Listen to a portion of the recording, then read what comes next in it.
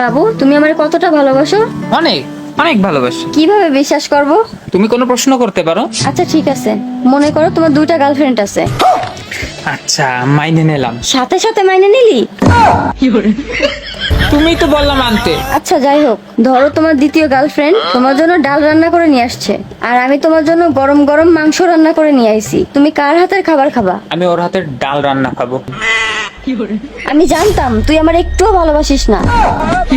আরে শোনো, আমি ওর হাতের ডাল এই জন্যই খাবো। তুমি তো ভালোভাবেই জানো আমি ডাল বেশি পছন্দ করি। কিন্তু ভালো আমি তোমারই বাসি। সত্যি? হ্যাঁ। আচ্ছা ধরো আমি দুবাইতে ঘুরতে যাচ্ছি, আর ও কক্সবাজার ঘুরতে যাচ্ছে, তখন তুমি কার সাথে যাবা? আমি ওর সাথে অবশ্যই কক্সবাজারে যাব। আমি জানতাম তুই আমার একটুও ভালোবাসিস না। আরে তুমি শোনো না, আমি ওর সাথে কক্সবাজার যাব এই কারণেই, শুধু কারণ এই বাংলার কক্সবাজার আমার বেশি পছন্দ। বাংলাদেশের উপরে আমার একটা বেশি টান আছে। কিন্তু বিশ্বাস করো, ভালো আমি তোমারই বাসি।